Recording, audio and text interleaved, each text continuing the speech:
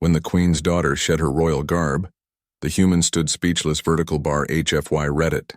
Daniel had traveled far from Earth to stand in the shining court of the Aurelian Empire.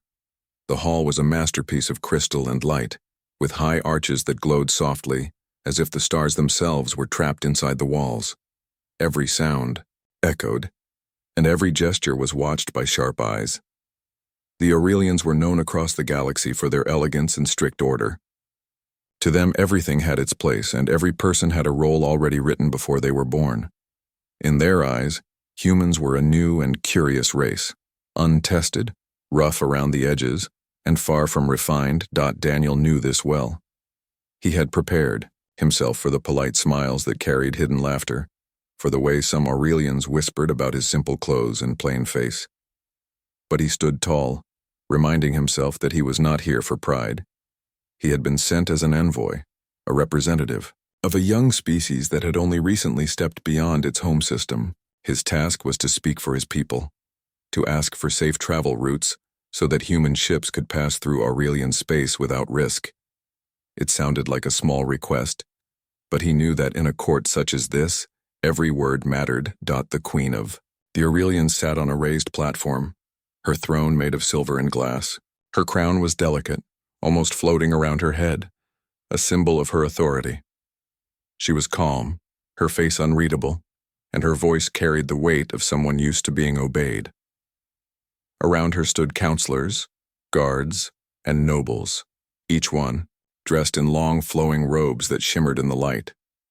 They looked at Daniel with interest, some with amusement, as though waiting for him to stumble. But Daniel did not stumble. He bowed with respect, careful to follow the customs he had studied, and began to speak. His voice was steady, not too loud, not too soft. He explained why humans sought passage, how they wished for trade and understanding, and how they hoped for friendship rather than rivalry. He spoke not as someone begging for favor, but as someone offering an honest hand. It was during this speech that he noticed her. Standing beside the queen, slightly behind, was the princess. Her name, though he did not yet know it, was Illyra. She was young compared to the others, her face softer, her eyes brighter. While most of the court looked at him with curiosity or cold smiles, her gaze was different. She studied him closely, as if searching for something beyond his words. She tilted her head slightly, her expression neither mocking nor dismissive. For a brief moment, Daniel felt the weight of her attention and almost faltered, but he caught himself and continued. When he finished, the hall was quiet. The queen gave a polite nod, promising that the request would be considered, though her tone carried no promise of agreement. The counselors whispered among themselves, debating in voices too low for him to hear. Daniel stood in silence, waiting, knowing that his role was to show patience. Yet he could feel the princess's gaze, still fixed upon him. Later, as the gathering ended, Daniel was guided to a side chamber where refreshments were offered. The Aurelians served food that sparkled like jewels, drinks that shimmered in their cups. Daniel tasted carefully, not wanting to offend, though the flavors were strange to him. As he stood alone near a window, watching the stars beyond, he heard a soft voice beside him. "You speak differently from the others," the voice said. He turned and saw her, the princess who had been watching him in the hall. Up close, she seemed less distant than the others, her eyes filled with a quiet curiosity. She wore a crown of fine silver threads, but it was her expression that held his attention. "Do I?" Daniel asked, unsure of what she meant. "You speak as though your words come from your heart," she replied. "Most who stand in that hall speak only to please or to gain power. But you spoke simply. It was refreshing." Daniel felt a small smile tug at his lips. "On Earth, we have learned that truth carries farther than flattery. At least we try to believe that." The princess's lips curved in a faint smile of her own. "Earth, I wish to know more about it. It is said your people are young, yet you carry yourselves with boldness. Tell me, is it true that your world has oceans that stretch farther than the eye can see?" Daniel nodded. "Yes, vast waters that Meet the horizon and skies that change their colors with the rising and setting sun. We may not have the oldest empire, but we have beauty that teaches us humility. Her eyes widened slightly at his words, and for a moment, the weight of her royal station seemed to fall away. She looked not like a princess of a mighty empire, but like someone longing to step outside the walls of her life. Before more could be said, another courtier approached, bowing deeply to her and reminding her of her duties. She gave Daniel a final glance, one filled with unspoken questions. Before turning away, Daniel stood alone once more, but the memory of her gaze stayed with him. In that vast and glittering court, filled with voices that spoke in circles, one voice had reached out honestly, and one pair of eyes had met his with something more than curiosity. He did not yet know what it meant, but he felt the beginning of a story unfolding, one that would reach far beyond trade routes and politics, and into the very heart of what it meant to be human. The next morning, Daniel was escorted through the shining corridors of the palace. The walls sparkled with soft light, and patterns like living stars shifted slowly across the ceilings. Servants moved in silence, their steps almost soundless, against the polished floor. Everywhere he went, Daniel felt the eyes of the Aurelians on him. Some looked with curiosity, some with mild amusement, but none with warmth. He reminded himself why he was here. He was not only representing Earth, but also showing that humans could stand as equals among the old powers of the galaxy. Still, he knew his words from the night before had only scratched the surface. If the Queen and her council decided that humans were not worthy of trust, all his efforts would be wasted. Yet, as he walked, Daniel could not stop thinking of the princess. Her eyes had not mocked him, and her voice had not carried the cold distance of the others. She had spoken with interest, even with wonder. It was unusual, and Daniel wondered if he would see her again. His chance came sooner than expected. That afternoon, when the court was busy with other matters, Daniel was guided to the Imperial Gardens. The garden was unlike anything he had ever seen. Crystal trees glowed softly with pale colors, their branches twisting like glass. Pools of water shimmered with silver light, and flowers opened and closed as though breathing with the rhythm of the stars above. He paused to admire it, forgetting for a moment the weight of diplomacy. "You look amazed," a gentle voice said.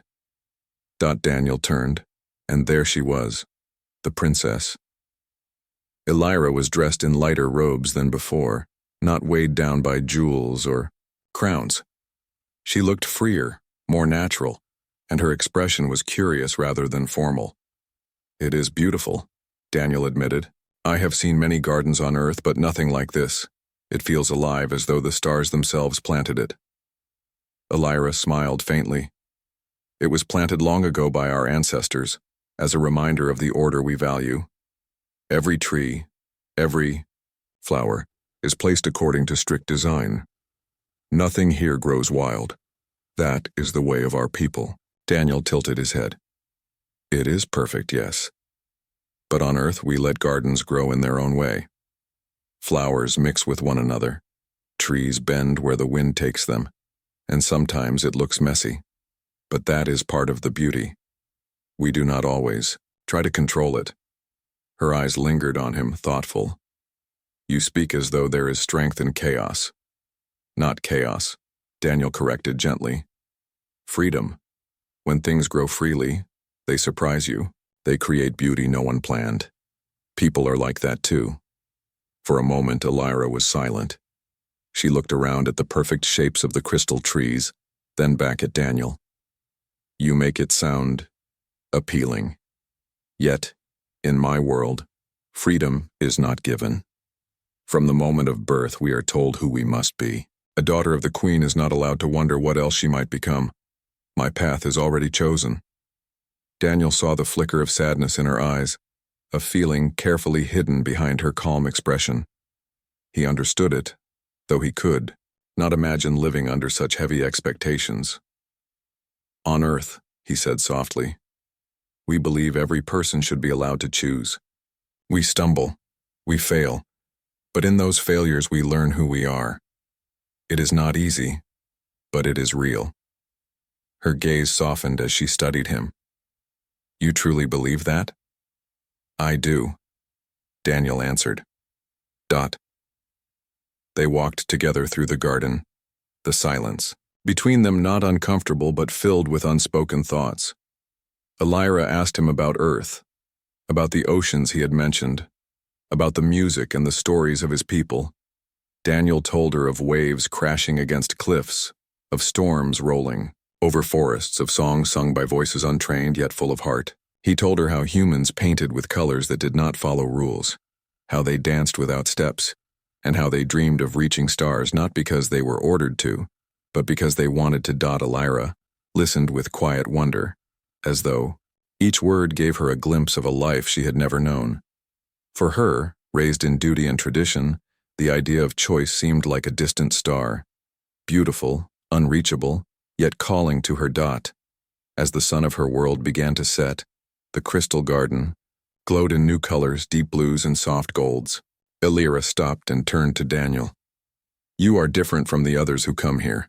Most bow, flatter, and hide their thoughts. But you speak with honesty. It is strange, yet refreshing. Daniel gave a small smile. Maybe that is all I have to offer. Humans do not yet have the power of great empires, but we have honesty and we have hope. Perhaps that is enough. Her eyes lingered on him, and for the first time Daniel saw a spark of something more than curiosity. It was longing, a wish for something beyond her life of crowns and duty. But before either could speak further, a group of attendants appeared, bowing deeply to her. They reminded her of her next obligation, and the moment between them broke. Elira straightened, her royal mask sliding back into place, though her eyes still held warmth as she looked at him. Thank you for your words, Daniel of Earth. Perhaps one day I will see these oceans you speak of. She walked away, her attendants following closely, leaving Daniel alone in the glowing garden. He stood there, feeling the silence around him, and realized something had changed. He had come here to speak of trade routes and safe passage, but now something else had begun, something unexpected, fragile, and powerful. Daniel was not called to the court the next day. Instead, he was told to remain in his guest quarters within the palace walls. The chambers given to him were elegant, far beyond anything he had ever known on Earth. The ceiling was high, shaped, like the inside of a dome, and light fell from it as though stars had been captured and placed above his head. The furniture was carved from shining crystal, smooth and cool to the touch, and the air itself carried a faint fragrance of flowers. From the gardens. Yet, for all the beauty, Daniel felt restless. He was not used to sitting in silence, waiting for others to decide his future. On Earth, he had lived by his own effort, shaping his days with work and choice. Here, in the Empire's heart, he was forced to play a part in a story written by others. He walked to the window and stared out at the towers of the palace rising like spears of glass against the pale sky. Somewhere among those towers was Princess Elira, and the memory of her words in the garden stayed with him. When night came, a soft knock sounded at his door. Daniel turned, expecting a servant, but when he opened it, he found her. Elira stood, there cloaked in a simple robe without her crown or jewels, her hair falling freely around her shoulders. For a moment, Daniel could only stare, surprised that she had come alone. I should not be here, she said quietly, her voice carrying both caution and determination. But I wish to speak with you again. Daniel stepped aside and she entered the chamber. The glow from the ceiling lights caught her face, making her appear less like a princess and more like someone young and curious, searching for answers. You risk much by coming here, Daniel said gently. Elira nodded. Yes, but I have questions, and no one in this palace will answer them honestly. You will? He smiled faintly. If I can. She moved to the window, looking out at the endless towers. All my life, I have been told that my duty is to serve the Empire, to wear the crown when my mother steps aside, to rule with strength and with order. It is an honor, they say, the greatest of honors. Yet, She paused, her voice softening. It feels like a cage made of light. Beautiful, unbreakable, and forever closed. Daniel listened carefully. He did not interrupt, for he could hear the weight in her words. She turned back to him, her eyes searching his. You told me of freedom, of choice. But how can a person choose when their every step has been decided before birth? Tell me, Daniel of Earth, what does it mean to be free? The question hung in the air, heavy and fragile. Daniel thought carefully before answering. Freedom, he said slowly, is not the absence of duty. It is the right to decide which duty you accept. It is the chance to shape your own path, even if it leads you into failure. On Earth, we make mistakes every day, but each mistake teaches us who we are. Without the power to choose, even mistakes, life becomes only a performance. Illyra's gaze did not leave him. And you believe such a life is worth the chaos it brings? Yes, Daniel said firmly. Because a life without choice may look perfect, but it does not belong to the person living it. It belongs to those who built the cage. For a long time, Illyra was silent. Then slowly she pulled the clasp from her robe and let it fall open. Beneath it she wore a simple dress of pale fabric, nothing like the heavy gowns of ceremony. She lifted her arms slightly, as if showing herself. This is who I am beneath the layers of duty. Not the crown, not the robes, not the role they gave me. Just Illyra. Daniel felt his breath catch, not because of the sight, but because of the courage it took. In that moment, she was not the queen's daughter, not the voice of the empire, but a person daring to reveal herself. You are brave, he said softly. She shook her head. No, I am frightened. But I do not want to live all my years wondering what it would have been like to step outside the cage. Daniel stepped closer, his voice gentle. On Earth, we say the first step toward freedom is the hardest. After that, each step becomes easier. Her lips curved into a faint smile, though her eyes glistened with unspoken emotion. Then perhaps I have taken my first step tonight. The moment stretched between them, fragile as glass yet unbreakable in its meaning. For the first time in her life, Illyra had spoken as herself, not as a symbol of her people. And for Daniel, it was the first sign that his mission in the Empire was about more than trade routes or political agreements. Something greater was unfolding. Something that reached beyond politics, beyond crowns, into the heart of what it meant to be alive. Outside the window, the towers of the palace gleamed under the pale light of the moon. Inside, two figures stood, in silence, one a princess learning to shed her royal mask, the other a human learning that his presence might change more than he had ever expected. The day of celebration came quickly, and the entire palace seemed alive with movement. Servants hurried through the halls, carrying trays of shining ornaments and flowing robes. Musicians tuned their instruments, their notes echoing faintly against the crystal walls. Courtiers whispered in excited tones about which noble houses would attend and how the queen's daughter would appear before them all. For Daniel, it was the first time he would witness a true imperial ceremony, and though he had no role to play in it, he was invited as a guest of honor. When he entered the grand hall, he found it transformed. Light poured down from the high ceilings, refracted by hidden crystals so that colors rippled across the room like living rainbows. The floor shone like a mirror, reflecting the guests who gathered in long, flowing robes. Everywhere he looked, Aurelians moved with practiced grace, their voices calm, their steps carefully measured. They seemed like a painting brought to life, every detail perfect and controlled. At the far end of the hall sat the queen on her throne, regal and still. She wore a crown that seemed to float above her head and robes that shimmered like starlight. Around her stood the counselors and nobles of the empire, each one marked with symbols of their station. Yet even with all the splendor, the eyes of the court were waiting for one figure. The princess. Daniel stood quietly near the edge of the crowd, feeling the weight of the occasion. He reminded himself that this ceremony was not about him, that he was only an observer. Still, a strange anticipation stirred in him, as though he already knew this night would leave a mark on his memory. At last, the doors opened, and silence fell across the hall. Princess Elira entered, her steps light yet steady, her face calm but distant.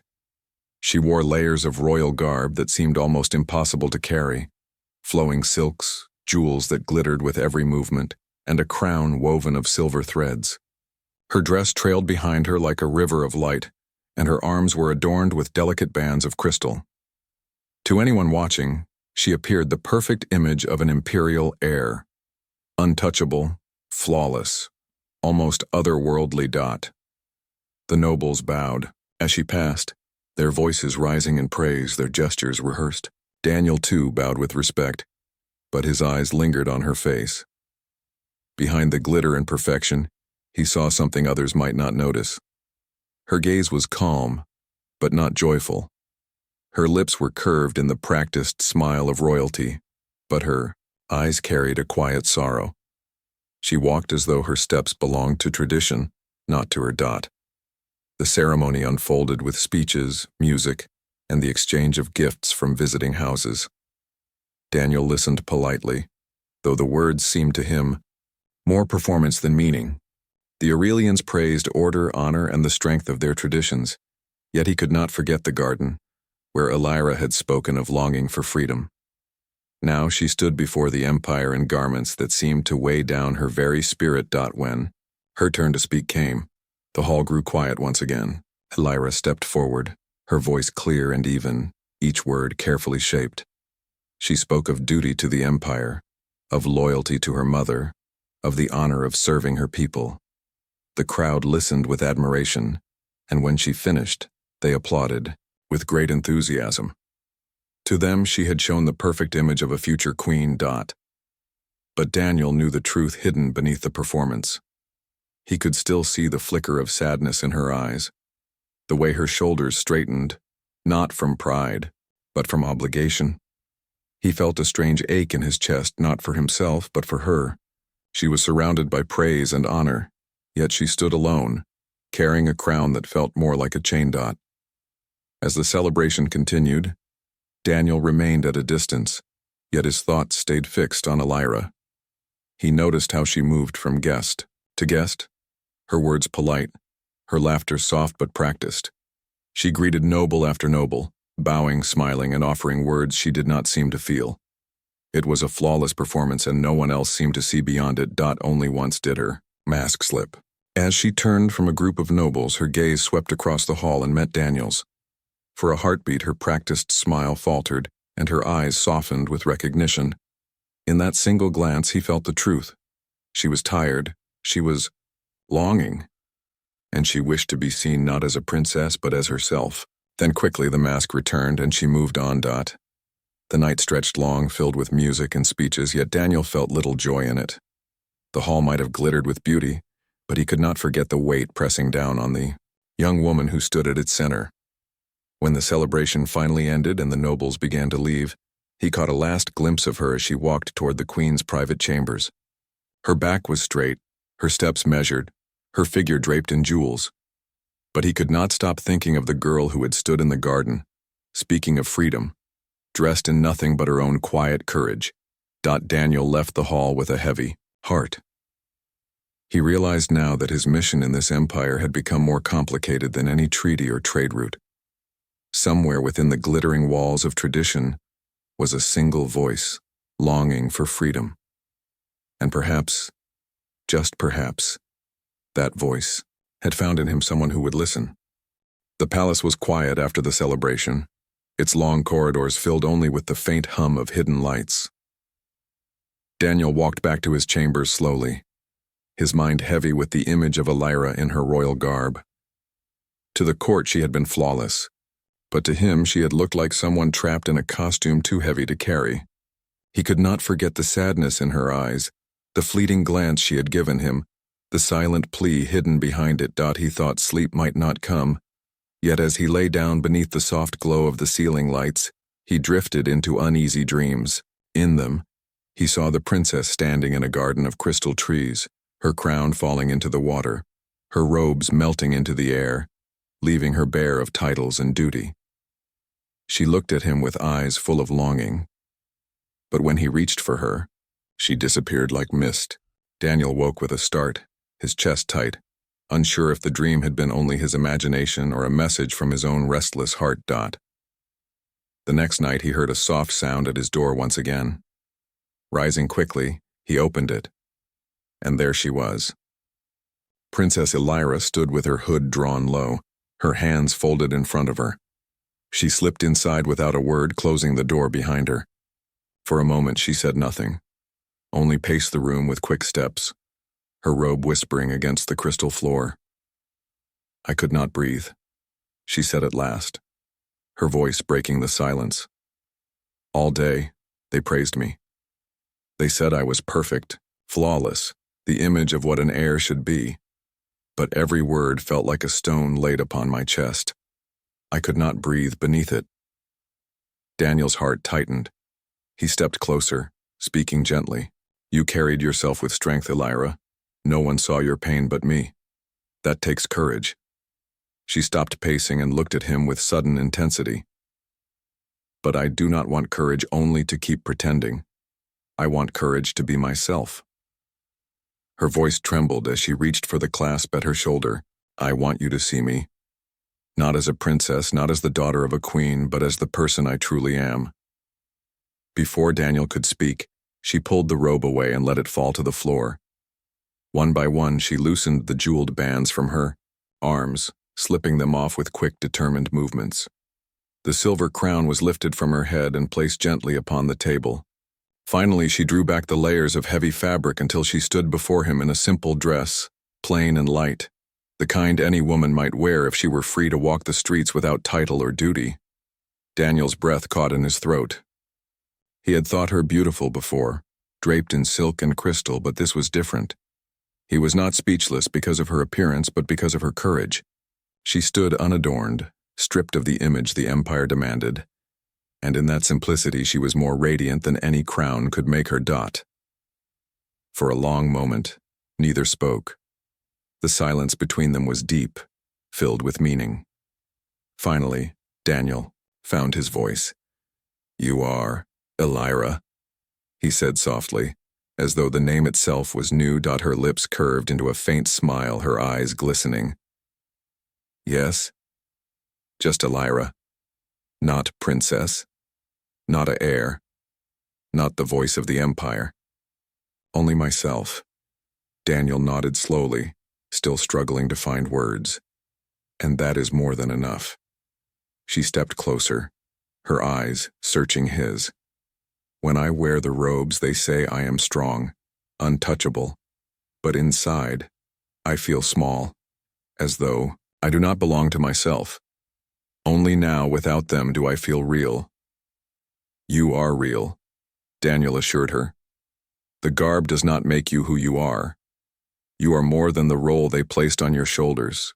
Her hands trembled slightly, though she tried to steady them. "Do you know what it feels like to live every moment as someone else's vision? To walk paths chosen by others, to speak words written for you? I have never known the sound of my own voice until I spoke to you." Daniel felt a swell of emotion in his chest. On Earth, we believe each life belongs first to the person living it. A crown may be placed on your head, but your heart remains your own. No one can take that unless you give it away. Her eyes softened, and for a moment she seemed younger, free of the weight she carried. "Then tonight, I am not a princess. Tonight I am only Elira." Daniel gave a small smile. "And tonight I am only Daniel, not an envoy, not a representative of Earth, just myself." They stood together in silence, two people stripped of their titles, facing one another honestly, for the first time. The room seemed smaller, quieter, as though the walls themselves held their secret. Outside, the moonlight painted the towers in pale silver, but within the chamber, a softer light glowed, the light of truth, shared between two souls. At last, Elira bent down and picked up the crown she had set aside. She held it in her hands, staring at it as though it were both precious and heavy. Then she placed it back on the table and turned to Daniel once more. "I do not know what will come of this. My life is bound by duty, yet my heart longs for freedom. Perhaps it is foolish to hope, but tonight I have taken one step closer to it. Daniel met her gaze with quiet strength. Hope is never foolish. It is the first step to change. And so they stood together, a princess without her royal garb and a human far from his homeworld, both bound by the same truth, that beyond crowns, beyond duties, beyond the weight of expectation, there was something greater waiting to be discovered. The days after their secret meeting passed slowly for Illyra. She went through the duties expected of her, listening to counselors, greeting nobles, sitting beside her mother in the court. Each time, she wore the robes of her station, heavy and glittering, and each time she felt the same weight pressing down. Yet deep inside, something had changed. The memory of standing in Daniel's chamber without her royal garb, speaking as herself, remained with her like a quiet flame dot. When she found a chance, she sought him again. This time, it was in the garden at dusk. The crystal trees glowed softly, their light shifting as the sun sank behind the palace towers. Daniel was already there, waiting, his figure outlined against the shining pools. He turned when he heard her steps, and his expression softened with warmth. "You came," he said quietly. "I had to," she answered. "I cannot keep these thoughts locked inside me any longer." They walked side by side along a path lined with glowing flowers. For a while neither spoke. The silence filled only with the faint hum of the garden. At last, Illyra stopped and faced him. Her voice was low, but steady. "I dream of leaving all of this behind, of stepping beyond these walls, beyond this empire, into the stars. I want to walk on worlds I have never seen, to breathe air that has never touched this palace, to feel who I am without the crown pressing against me." "Is that foolish?" Daniel shook his head. "No, that is human." Her brow furrowed slightly. "What do you mean?" He looked toward the sky, where the first stars of night appeared. "On Earth, we were never told the universe belonged to us. We were small, fragile, trapped on one world. Yet we dreamed of more. We dreamed of walking on the moon, of reaching the far planets, of sailing among the stars. We chased those dreams, not because we were ordered to, but because something inside us refused to be satisfied with cages no matter how beautiful. That is why I say it is human, to long for more even when others call it impossible." Her eyes grew thoughtful. "Then perhaps I share something with your people more than I thought, for I long for more too. But how can I take it when every eye in this palace waits for me to play my role? If I step away, it will not only shame me, it will shake the empire." Daniel's voice was calm, but firm. "Maybe shaking the empire is what it needs. You told me your people value order, perfection, tradition, but even the strongest stone breaks if it never changes. Without change, no life can grow. You see the truth. That makes you stronger than they realize." Illyra lowered her gaze, her hands tightening around each other. "Strength. I do not always feel it. At times, I feel like a bird with wings folded tight, staring at the sky it cannot reach." Daniel stepped closer, his voice gentle. "But the wings are still there. One day you can choose to open them." Her eyes lifted to his, shining with unspoken emotion. "And if I fall?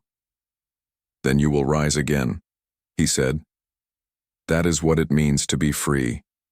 To fall, to rise, to choose, again and again until you find the path that is yours." For a long moment they stood in silence, the garden glowing softly around them. Illyra felt her heart pounding, not with fear, but with something new, hope. Daniel's words did not erase her doubts, but they gave her a vision she had never dared imagine, a life shaped by her own hand, not by the weight of a crown. "I wish I could see Earth," she whispered, "to stand beside the oceans you spoke of, to hear the songs of your people. Perhaps there I could learn what it truly means to be free." Daniel's smile was faint, but filled with quiet conviction. "Perhaps one day you will. But freedom does not begin on Earth or here in the palace. It begins inside you. It begins the moment you choose to claim it." Her breath caught as she realized the truth of his words. For so long she had believed freedom was something beyond her reach, something locked away by her birth. But now she saw it differently. It was not a gift to be granted by her mother or her people. It was a choice, one she alone could make. The sound of approaching footsteps broke the moment. An attendant appeared at the edge of the garden, bowing deeply. "Princess, the Queen requests your presence." Elira's expression shifted, the mask of duty settling once again over her features. Yet before she turned, she looked at Daniel, her eyes speaking what her lips could not. She had not chosen yet, but she was closer. When she walked away, Daniel remained in the garden, staring at the glowing trees. He knew her struggle would not end easily. Tradition was strong, and the crown weighed heavily. But he also knew something had begun in her heart that could not be undone. She had tasted the thought of freedom, and once tasted it could never be forgotten.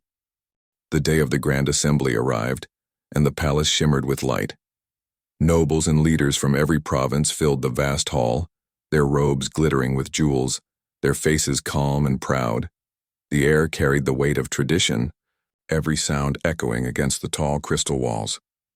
At the center stood the throne of the Queen, bright as the sun, and beside it, the place reserved for her daughter Elira, walked slowly down the path of light, her steps graceful, her royal garb gleaming. Every eye followed her. To them, she was the jewel of the empire, the perfect heir, the one who would keep their order unbroken. Yet beneath the heavy robes, her heart beat with a rhythm that was no longer quiet. Daniel's words lingered in her mind. Freedom begins when you choose. She bowed before her mother and took her place. The Queen rose and lifted her hand. "Today," the Queen declared, her voice ringing clear, "we show the strength of our empire.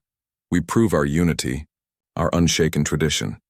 And we look to the future with my daughter, your princess, who shall continue our legacy." The hall thundered with applause. Elira felt the sound pressing against her like a storm. For a moment she almost bowed her head, almost played the part.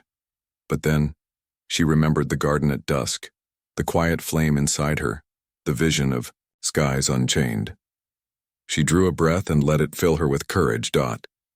When the hall grew silent again, she stepped forward. Her voice was steady, though her hands trembled beneath her sleeves. "People of the empire, my mother speaks of unity and tradition, but I must speak of truth. For too long I have stood as a symbol and not as myself. Today, I cannot pretend any longer." A murmur rippled through the hall. The Queen's eyes narrowed slightly, but she remained silent. Watching her daughter Elira raised her hands and, with slow grace, unclasped the heavy robe at her shoulders. The jeweled fabric slid away, pooling at her feet. Gasps filled the air, as she stood in simple attire, free of the symbols of royalty. Her voice carried clearly, each word like a spark. "I am more than the crown. I am not only your princess. I am a person who dreams, who questions, who longs to choose her own path. If I must serve this empire, then let it be not as a caged heir, but as a free being, true to myself." The silence that followed was vast, filled with disbelief. Some nobles shifted uncomfortably, their faces pale. Others frowned, whispering in alarm. Yet in the back rows, where the common citizens were allowed to stand, something different stirred. They leaned forward, eyes wide, hope flickering like a flame newly lit. The Queen slowly rose from her throne. Her gaze was sharp, unreadable, as she studied her daughter. At last, she spoke, her tone calm but heavy with meaning. "You cast aside the garb of royalty before all. Do you understand what this means?" Elira lifted her chin. "It means I choose to be honest. It means I will not live in silence. If I am to lead one day, it will not be with chains around my soul. It will be with open eyes, with freedom as my guide." The hall shook with divided voices. Some cried out in outrage, demanding she be punished for breaking tradition. Others, though fewer, raised their voices in support, inspired by her courage. The sound was chaotic, the old order trembling for the first time in centuries. Through it all, Daniel stood at the edge of the hall among the servants, his heart pounding. He had not known what she would choose, but now, seeing her stand so boldly, he felt awe. She was no longer only a princess trapped by duty. She was a spark that could change everything. The queen raised her hand and the noise quieted. For a long moment she said nothing, her eyes locked with her daughter's. Then with a slow nod, she spoke. Very well. If you would cast aside the robes, then let the people see you as you are. Let them judge. The path you choose will not be easy, but it is yours. May the empire be strong enough to endure it. Elira bowed her head, not in defeat, but in gratitude. She had spoken her truth, and though the future was uncertain, she no longer felt the cage around her heart. That night, as the stars shone above the palace, she walked quietly to the garden where Daniel waited. When he saw her, his eyes lit with pride. You did it, he said softly. I began, she answered. The road ahead will be long, but I am no longer afraid. Whatever comes, I will walk it as myself, not as the mask they gave me. Daniel smiled. That is the first step to freedom. And once taken, there is no turning back. They stood together. Beneath the glowing trees, the night filled with quiet promise. The empire would change, slowly, painfully, but inevitably. And at its heart would be the princess who dared to shed her garb and the human who stood speechless, yet inspired.